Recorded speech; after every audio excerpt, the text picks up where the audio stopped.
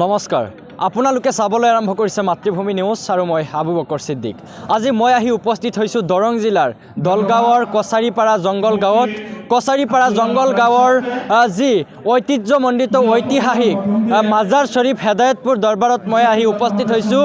প্ৰত্যেক বছৰৰ দৰে এই বছৰো বাৰ্ষিক উৰচ উদযাপন কৰা হৈছে হেদায়তপুৰ দৰবাৰ শ্বৰীফত। মই পোনে পোনে সামগ্ৰিক পৰিৱেশ দেখুৱাবৰ কাৰণে চেষ্টা কৰিম যি নক্সাবন্দিয়া আৰু মুজাদ্দাদিয়া তৰিকতৰ আচলতে যি স্থান আৰু যিসকল তেখেতসকলৰ ধৰ্ম প্ৰান্তৰ অসমৰ বিভিন্ন প্ৰান্তৰ পৰা বিভিন্ন জিলাৰ পৰা ভক্তসকলৰ সমাগম ঘটা দেখা পোৱা গৈছে। এয়া হৈছে দলগাঁৱৰ পৰিৱেশ, দলগাঁৱৰ হেদায়তপুৰ দৰবাৰ শ্বৰীফৰ এয়া হৈছে পৰিৱেশ। অসমৰ ভিন্ন প্ৰান্তৰ পৰা ভক্তসকলৰ আগমন আজি দলগাঁৱত দেখা পোৱা গৈছে। এনেধৰণে অসমৰ বিভিন্ন প্ৰান্তৰ পৰা ভক্তসকলৰ সমাগম আজিৰ দিনত এনেধৰণে দেখা পোৱা গৈছে। মই সামগ্ৰিক পৰিৱেশ দেখুৱাবৰ কাৰণে যতন কৰিম। কি প্ৰতিক্ৰিয়া জনাব আজিৰ দিনত? হয়, নিশ্চয় আমি নথৈ আনন্দিত হৈছোঁ সমগ্ৰ বিশ্বত এই মেছেজটো যোৱাৰ কাৰণে। হয়, প্ৰথমে আপোনালোকৰ চেনেলক আমি ধন্যবাদ জনাইছোঁ, জ্ঞাপন কৰিছোঁ। ইয়াত মানুহ আত্মাৰ এটা সদ্গতিৰ কাৰণে আহে আৰু আত্মাৰ এটা শান্তিৰ কাৰণে আহে। ইয়াত আমাৰ উদ্দেশ্যটো আমি ভালকৈ জাতি ধৰ্ম নিৰ্বিশেষে আহে। গোটেই জাতিৰ মানুহ আছে আৰু এতিয়ালৈকে ৭৭তম উৰচ মুবাৰক চলি আছে। আমাৰ জন্মৰ আগৰ পৰাই চলি আছে। পীৰে কামেল আমাৰ ৰফিকুদ্দিন খন্দকাৰ চাহাব প্ৰথমত আনিছিলে মুজাদ্দাদি তৰিকা।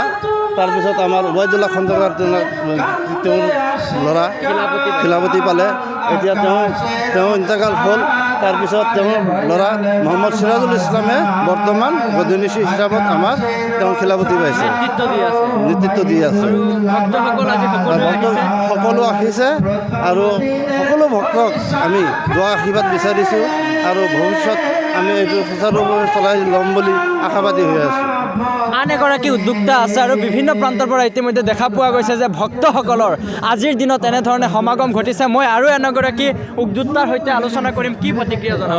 আমি বিৰাট ভাল পাইছোঁ যে আমাৰ পীৰৰ উৎসৱ জলসা যিমান মানুহ আহিছে সবেই খুব মান্য ব্যক্তি মানুহ, সবেই শুনি আছে বা সবৰে মনটো সন্তুষ্ট হৈছে আৰু সবাৰই ধৰ্মৰ কাৰণে বা আমাৰ আখেৰাতৰ কাৰণে সবে আগবাঢ়ি গৈছে, আত্মাৰ উন্নতি কৰি গৈছে আৰু আমাৰ যিমান মানুহ আহিছে সবেই আমাৰ এইটো সবেই আশীৰ্বাদী কৰি আছে যে এনেকুৱা বস্তু আমাৰ হ'ব।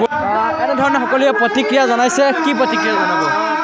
চাওক, আমি এই জলচাৰ জৰিয়তে মই গোটেই বিশ্ববাসীক এটা দেখাওঁ যে আমি যাতে গোটেই হিন্দু মুছলমান এটা জাতি হিচাপত পৰিচালনা কৰিব পাৰোঁ আৰু আমি সকলোৱে এটা মুখত এক আল্লাহৰ উপাসনা কৰিব পাৰোঁ।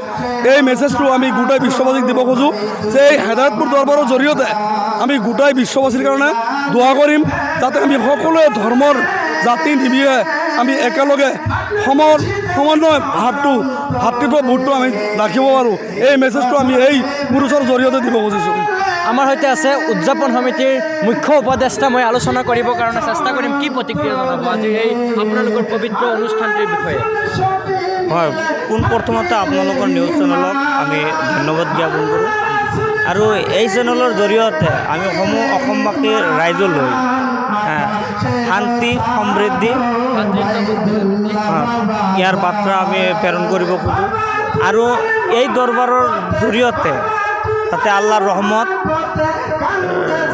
দোৱা বৰকত গোটেই অসমলৈ বিয়পি যায় আৰু আমাৰ ভাৰতবৰ্ষত যাতে শান্তি হয় এই মনোকামনাৰে আমি ইয়াত এই অনুষ্ঠান পৰিচালনা কৰোঁ আৰু ইয়াত বিভিন্ন ধৰ্মৰ মানুহ ইয়াতে আহে আৰু আমাৰ এই অনুষ্ঠানৰ জৰিয়তে আমি এটা মিলা প্ৰীতিৰ বাৰ্তাও গোটেই অসমলৈ দিওঁ আৰু এয়া এনেধৰণে উদ্যোক্তাৰ লগতে ভক্তসকলে প্ৰতিক্ৰিয়া প্ৰকাশ কৰিছে যে তেখেতসকলৰ ভাতৃত্ববোধ, মিলা প্ৰীতি আৰু সম্প্ৰীতি কেনেকৈ গঢ়িব পাৰে আৰু সকলোৱে ভাল পথত কেনেকৈ আহিব পাৰে।